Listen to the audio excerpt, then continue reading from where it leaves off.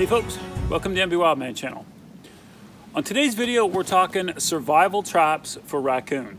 Now, I know that might seem a little strange, survival and raccoon and whatnot, but this video is about how to catch a raccoon if you're in a pinch, okay? So you're out in the woods, you're out in the wild, maybe the zombie apocalypse has happened and you are out of food and you need to catch a raccoon.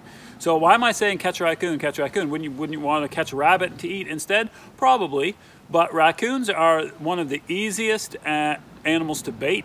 They're one of the most curious, and they're one of the easiest animals to catch in simple sets. So this is just an example of one. This is not an overly friendly set, and I'm sure that there'll be some negative feedback about just how cruel and awful this is to try to catch a raccoon this way. But if I need to eat and I need to catch a raccoon to do so, then the level of cruelty isn't really in my consideration because I'm going to kill it and eat it anyway. That's a whole nother topic. But so what I'm going to show you today is a real easy, simple way with a few basic tools, a few basic things that you might have to create or to catch a raccoon out in the wilderness real easy. So the first thing that you're going to have here is you're going to need a tool of some kind, either a knife or a chisel, something like that. It doesn't matter what. It doesn't have to be very big, but you should be able to at least create. We're going to be putting a hole into a tree or a hollow stump end, and it should be about, you know, at least 4 inches or so deep. Okay, so what you're going to look for. I'm right here on the edge of a nice little brook. There's a little brook to my left, and again, up and down little brooks, little bits of water is a great place to catch raccoons. I mean, they're everywhere, but this is they do focus running up and down the brooks because that's a lot of where their food source is. So you're going to need a tree that you're going to be able to burrow a hole into or dig a hole out of. So preferably, again, not a hardwood because it would be, you know, more difficult. You can use a hardwood, but it is more difficult. It might take you half a day to dig the hole out. Cedar's good, you know, something, if you're going to use something that's dead or rotten like this one, make sure it's not so rotten that it isn't solid, okay? So it does have to be quite solid. The other thing that's great, and I couldn't really find one right here to show you, but the other thing that's great is if you've got the end of, like the butt end of a log. So if you know, there's been some logging in the area, a tree has been cut, and you've got a square butt end of a log, that works really well too, because you can kind of burrow a hole out of the center of it. So all we're going to do next to get our survival raccoon, primitive raccoon trap done is we are going to make a hole in this tree, and we're going to make it about 1 foot off the ground. So if you're on snow, just come up 1 foot off the snow. If you're on the dirt, come up 1 foot off the dirt, whatever it is. About 12 to 16 inches. There's no real set rule, but you don't want it down low, and you don't want it to be way up here. So we're going to start right about in this range, you know, 12 to 16 inches. And all we're going to do is we're going to start carving out a hole just with a knife or with whatever you've got. And what you're looking for is you don't want the hole very big, okay? You only want to have the hole about the size of, well, I was going to say a loonie, but for all y'all that are not in Canada, you don't know what that would be. So maybe a 50-cent piece, right? Just you know, bottle cap size, basically. So if you took the cover off of your Coke bottle or your Pepsi bottle and laid it up against the tree and made a circle, that's about how big you want. So just, you know, not very big at all.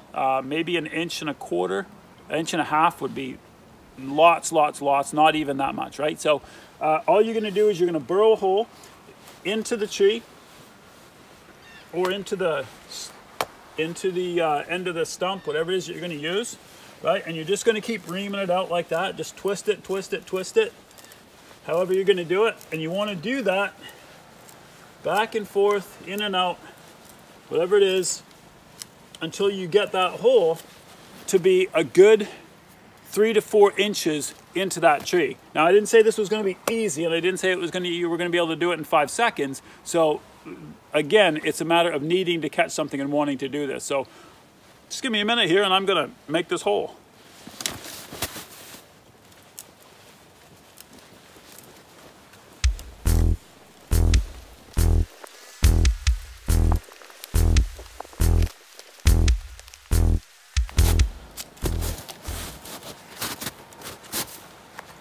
All right, so after however long it takes you to make your hole, again, like I say, you can see this hole isn't very big. It's just, it's good and deep. It's deep enough, right? So it's in there. It's in there about that far. Okay, so that's probably enough. A little deeper wouldn't hurt, but for the sake of this video, I'll quit digging here. Anyway, now that you've got your hole done, and again, that's probably big enough. A little bigger, like I said, wouldn't hurt. It could be a little bit bigger around or hollowed out a little more. Again, a lot of this depends on the weather and the temperature and how hungry you are and the time that you got, all that stuff. But what you're going to basically do now is you want to take any type of bait that you can come up with in the wild. It could be just some berries. It could be something sweet if you might have it. A piece of chewing gum is great. Just anything with a smell. Raccoons are attracted to just about everything.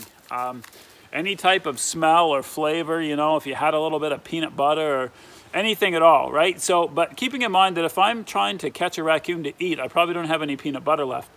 So I might have to come up with something creative out in the wild in order to use for bait. But a piece of a fish, like fish guts or a fish head or a little tiny minnow or anything will work for bait.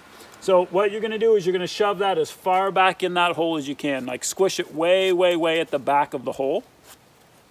As far in there as you can get it. And then what you're going to need, now I've just got some regular finish nails here. You might use screws, you might use anything. This will actually work with some sharp sticks, but I'm not super confident that some sharp sticks will work to do what we're going to do here. But all you want to do now is to pound these in at a very sharp angle through the solid part of the tree and into the hole. So what you want to do is, the idea here is that when you look in the hole, you just see the end of the nail at an angle, okay? So you're going to want to do that probably 6 or 7 times. Just tap it in like this. And you're going to create one of those, looks like the jaws of the Kraken. You know what I mean? Where all the spikes are one way. And there's a little hole in the middle. So as you pound your nails here, as you set your nails in the tree,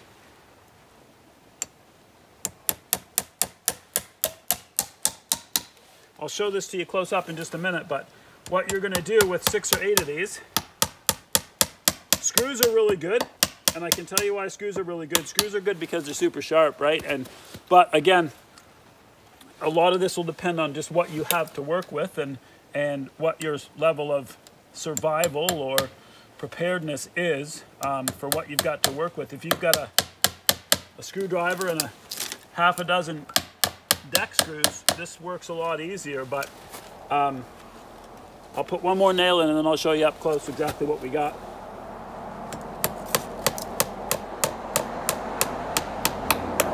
Okay, now at this point, some of you are thinking he's lost his mind.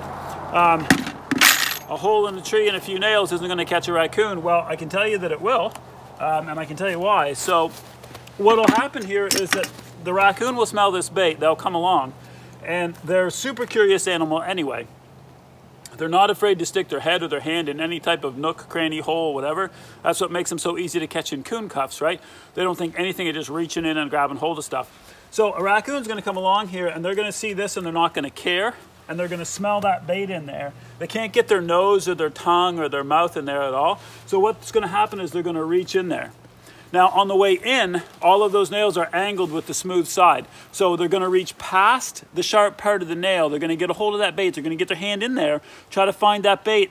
But then when they try to pull their hand out, those nails are all up at that sharp angle, right? So they're all coming in there like this. And when they try to pull their hand back, those nails are going to dig in and they're going to hold. So I'll show you this close up. So basically, this is what you have with it close up. So you've got almost, like I said, with that Kraken jaw right there. So what's going to happen, like I said, is the raccoon will reach into the hole for the bait. As soon as they get their paw past right here, past where this is, past the smooth part, because they're at an angle going in this way, they can't pull their paw back out of it. As they try to release their paw and pull it back, what happens is that all of those sharp parts of the nail dig into their paw and it holds them. Now, again, this isn't something that you're going to want to leave day after day after day and check your traps every, 2 or 3 days. A raccoon will eventually, for the sake of being caught, they will pull out of this. They can pull out of this eventually. Some raccoons will, they'll actually lose their limb in order to get out of this, but it takes a long time. So if you are in a survival mode and you want to catch a raccoon, you put one of these together, you check this, you check it first thing in the morning and you check it around midday and you check it again in the evening time. And one of those times coming it up, you're going to find a raccoon stuck in one of these traps. And the reason we bring it off the ground somewhat is because they want to reach up. You want them to reach up into it so that they don't have a lot of pull leverage when they're done. Once they stick their hand past those barbs, past the nails, and they go to pull them back and those nails sink into their hand, it's going to hurt them, right? So, and they're going to stop trying to pull their hand out, so they're kind of like stuck there. And if they do try to get aggressive and pull through the pain, those nails will dig in and catch tendons and catch flesh, and they'll be stuck there. So again, not a super friendly trap, but a really great way if you want to catch a raccoon and you need to catch a raccoon out in the wild. It's a real primitive setup, but it does work. So anyway, just something I thought I'd share with you here on the MB Wildman channel, and something I hope you can use. I hope you don't ever have to use it, but just something real neat. Keep that in the back of your mind if you ever need to catch a raccoon and you don't have all the traditional raccoon catching stuff. This will work. So until next time, happy hunting from the MB Wildman channel.